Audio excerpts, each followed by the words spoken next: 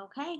Well, thank you so much for taking time out to speak with me today. As I mentioned, kind of in my preface, the interview is taking about 30 minutes, and Mhm. so there's three parts to the interview.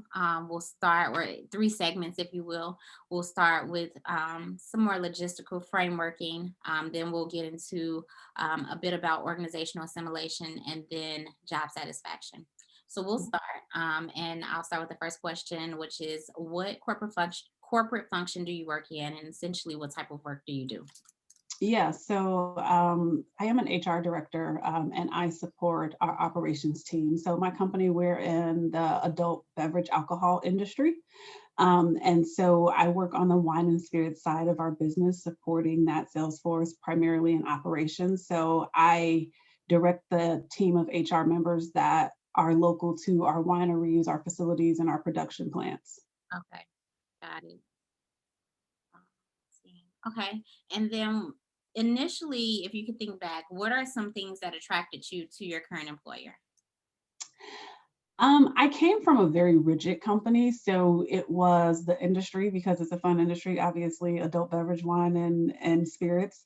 And then also kind of the flexibility and the autonomy that the company and the role offered at the time that I joined. I actually joined the company as a human resource generalist and worked my way up to director. Got it. So, yeah. Flexibility. Autonomy. That's okay. And then, essentially, are you aware of any diversity and inclusion initiatives at your current place of work?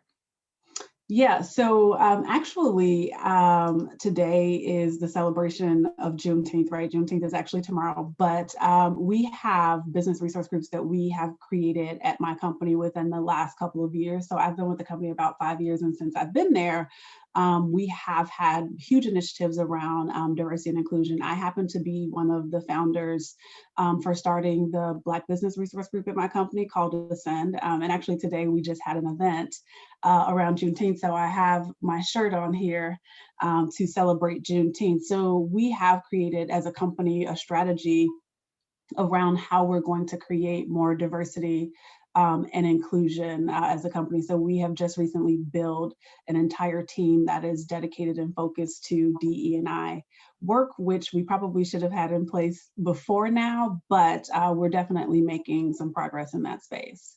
Awesome. Okay. And then, essentially, then what does inclusion mean to you? So inclusion to me means that I can go to work and be myself and not have to hide parts of who I am, that I am accepted.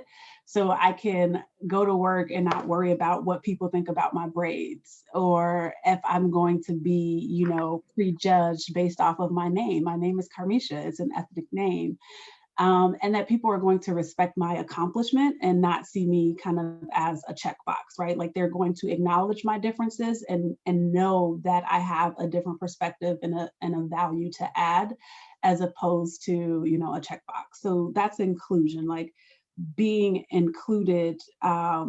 Because of my differences and not being seen as a checkbox, like just knowing that my differences will add value to the company.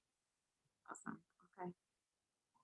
And then the last question of this segment then is, do you feel included or that you belong at your current place of work?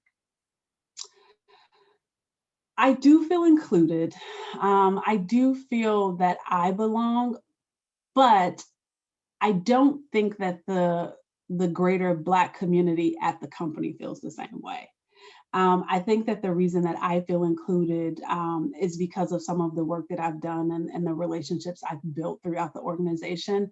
But I have to be honest and say there's still a lot of work to be done. So I don't get the impression that most Black employees at my company feel that way. Okay. Okay. Got it. Okay. So now we'll shift into, um, hmm, well, I want to sort of add a segue, like a Yeah. question to that. So, as a woman, as a Black Mhm. woman, Yeah. what is how does that including or sense of belonging come off for you? Like, is Is that fair? I know you hinted on just the Black community, but as a Black woman, or as just if you want to take Black away from the woman, even though we can't do that, but um, what does that mean to you?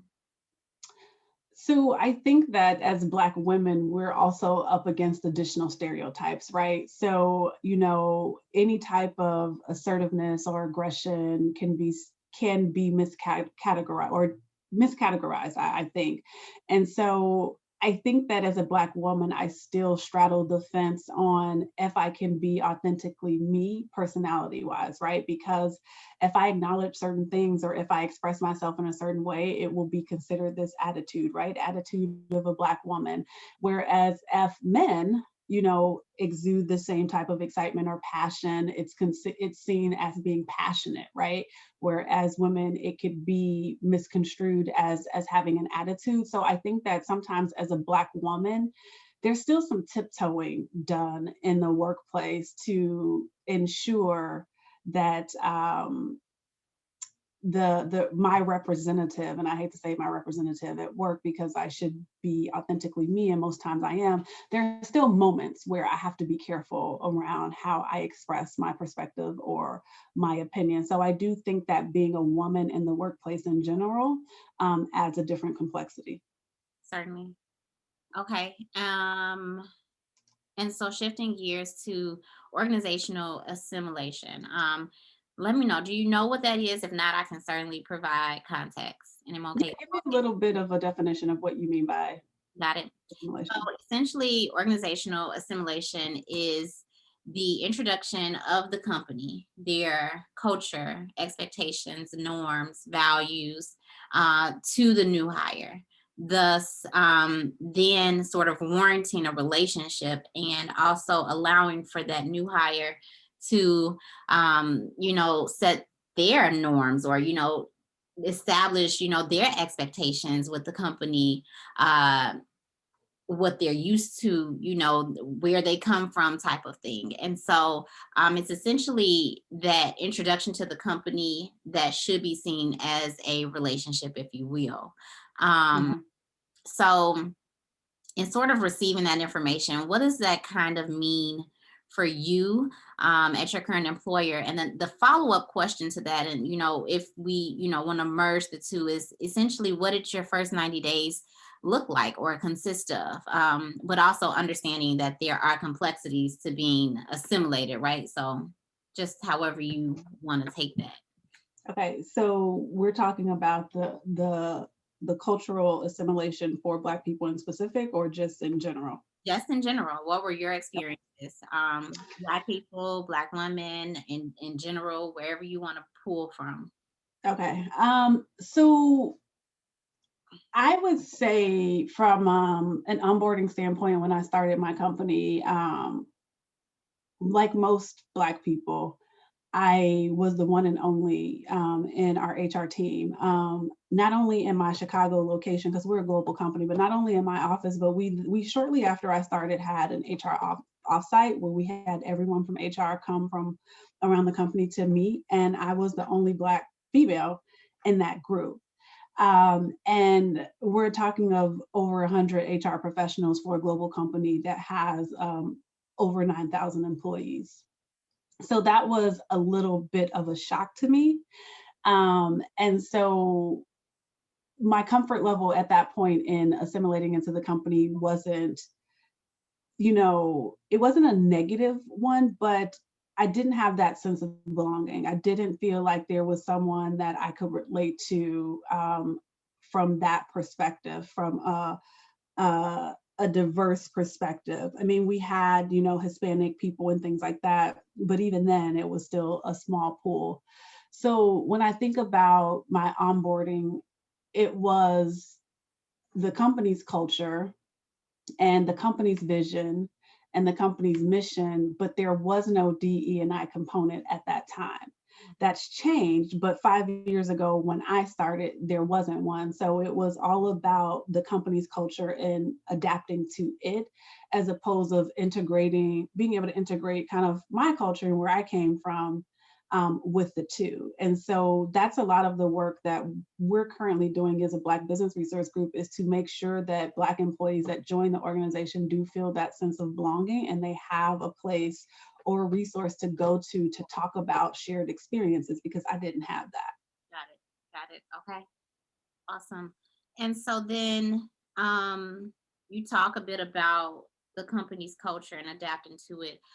Do you identify with any of the organization's core values? I do identify with a lot of our core values, but you know what? It's really interesting because in the industry that I'm in, the alcohol beverage industry, when I started 5 years ago, there were not a lot of Black people in the space in general. There were not a lot of women in the space. So there are not a lot of women-owned wine companies or spirits companies. We're growing now, like we're seeing Black Girl Magic, we're seeing I can't think of their name right now. It's drawing a blank. The two Black sisters who created their own wine. And so we're seeing more in that space, but it didn't exist when I started with the company. So, I mean, when I started the company and even now, a lot of the culture and the core values are around leading and ownership and being consumer focused and customer focused, but it's also a, a value around being autonomous and I'm drawing a blank. Kind of owning your business. So we really value our people, which is something obviously that's near and dear to me as an HR person. So we value our people and we value our consumers and our customers, and that's important. Customer service and valuing people, internal and external customers, are important to me. So that's one that I align with very much. And then also, development. So growth, whether it be the growth of our portfolio or whether it be the growth and development of our people. So I do align with the company values, and that was something that was very important to me when choosing this organization to continue my career with. Got it. Okay. Awesome.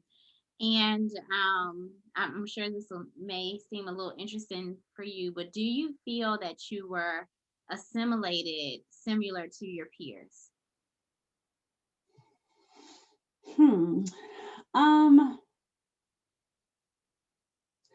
I do feel like I was assimilated similar to my peers, but that's the thing. I don't feel like I should have been. I feel like there should have been some differences. So I don't think that I was treated any differently, but I also don't think that most companies take into account the different experiences of minorities when they're coming into organizations. And I think that that should be taken account. So I don't think that we should be treated differently, but I do think that there should be some additional, accommodations or thoughts to the different experiences that are coming into the organization. So I do think I was assimilated similarly, but I don't know that that's a good thing. Got it. Got it. Okay. And so we've closed out on that segment. Now we'll move into the job satisfaction piece. And essentially the first question is, are you satisfied at your current employer, why or why not? And then the follow-up to that is sort of give your top three reasons for why you are or are not satisfied. So Yeah. So I am satisfied at my current job. A lot of what contributes to that is my opportunity to grow and develop since I've joined the company. We talk about me being a Black woman, and I do think that my perspective adds value. The reason that I'm satisfied is because I've had the opportunity. So I started out 5 years ago as an HR generalist. I promoted within a year to HR manager, and I did that role for about 3.5 years before recently promoting into a director. So I promoted into a director in March. And so for me, there's been a consistent challenge in the last 5 years and an opportunity to grow and learn different aspects. So not only did I promote recently, but I'm also supporting a different side of the business. So when I first started, I was supporting our wine and spirits sales team. So those are the people who sell our products. Now in my new role, I support our operations team. And those are the people who make the products. And it's a completely different world. And I feel like I'm learning a completely different aspect of the company. I feel like I'm in a different company, quite honestly. And so the continued growth for me has been there. And that's why I'm satisfied satisfied with my job. So if we're talking about the top three things, it is the flexibility around culture that I appreciate that keeps me satisfied. It's the continued growth and development I've had. And it's also the huge push right now around DE&I work that I'm heavily involved with. So that ability to make impact and change really drives me as well. Awesome. Okay. Got it. And so you've hinted on towards this already. And so I guess, maybe I'm summarizing, but are you involved with any activities sort of with um within your organization but outside of your work? So yeah, that's sounding like your Yep. BRGs, yep, but you can. Absolutely. So leading that Black BRG, but also being involved in Stellar Pride, which is our, um, LGBTQ organization, and also our Salud, which is our Hispanic organization. So I in Asia, which is our Asian. So I make sure to create a well-rounded understanding both for myself and the team that I direct. So also making sure to involve my team and create spaces to continue to educate them as well, because they don't look like me. And also sharing those experiences with them. So I like to think that I go above and beyond to kind of support the initiatives around D&I and make sure that, everyone has this education, this experience, and this exposure. Okay, awesome. And then so are you aware of any mentorship opportunities available at your place of work? And if so, are you involved in any?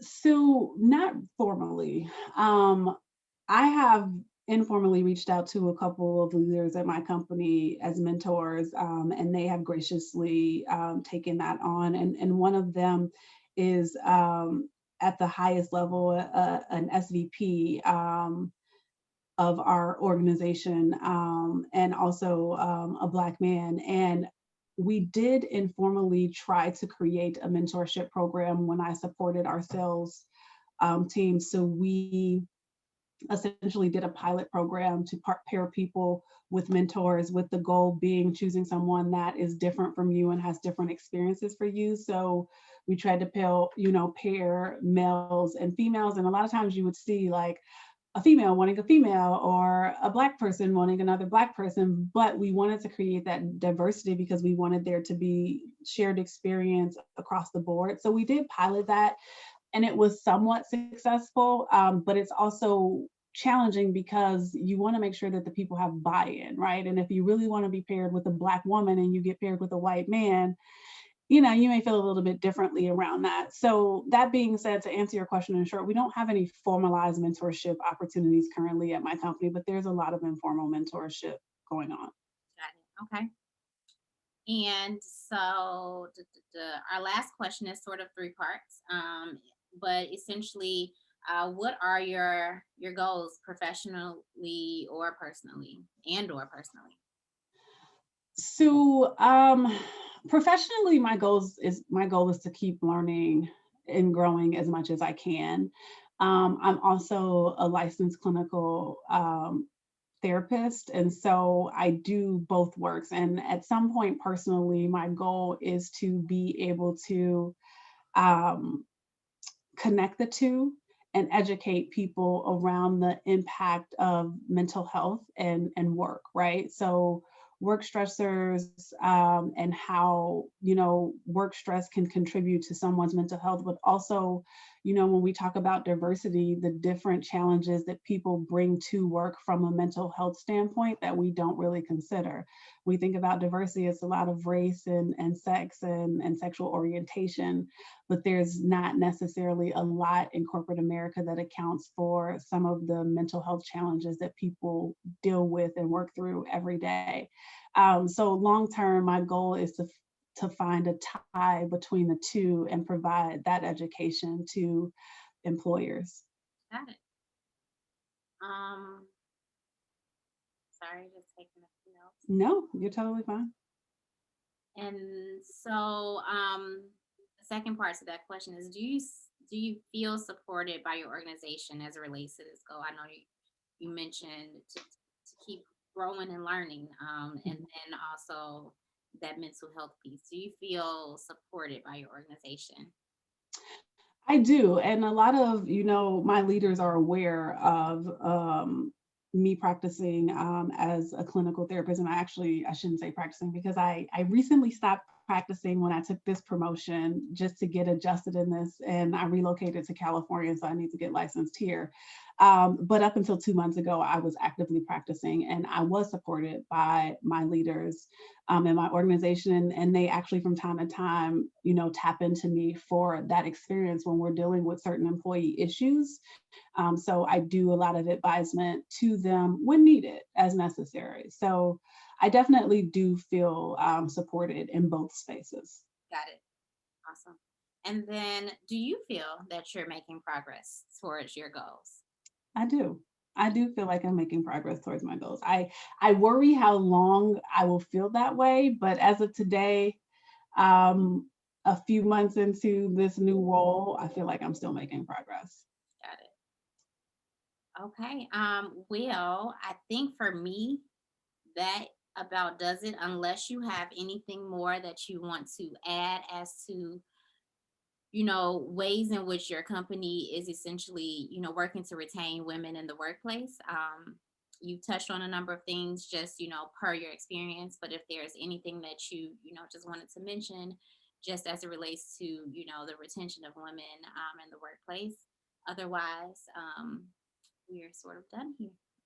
So I don't really have anything else to add other than, we have established a few business resource groups. So we do have a women's business resource group with our company called WISE. And WISE was probably actually established way before any of the other BRGs. And it was around the growth and the development of women, and a place for them to have a space to have shared experiences. So that I know that that was put into place to help with retaining women, but also helping to develop and get them into, higher level roles so that we can create that diversity across the organization. And we have been successful in promoting women as a company into some of those higher level roles so that women have a voice at the table. So I do think that we are doing some work around, or we have done some work around retaining women, but I think there's still a lot more work that could be done.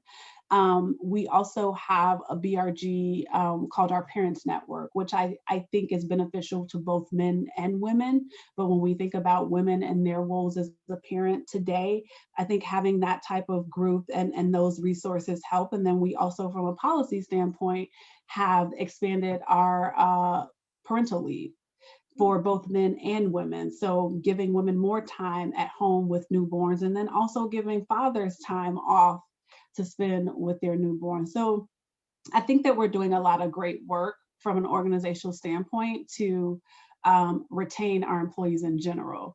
And there are some things that are specifically targeted for our women, but I definitely think there is still some work to be done. Okay. Well, thank you a ton.